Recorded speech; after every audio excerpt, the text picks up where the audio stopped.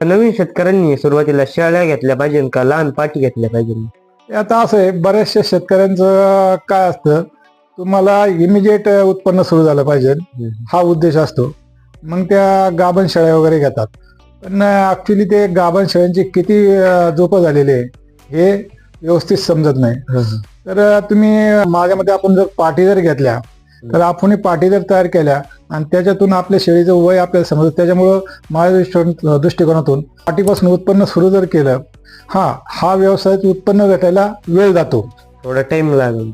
Time जातो, पण ते लॉंग लाईफ राहते. कारण सुरुवातीला आपण जर गाभण शेळी जर घेतली तर त्या गाभण शेळीमध्ये काय कमी आहे काय नाही, एक पुढे ते दूध देते. कारण सगळेच शेतकरी वर्ग किंवा व्यापारी वर्ग विक्री करताना खूप चांगला आहे म्हणून सांगतात.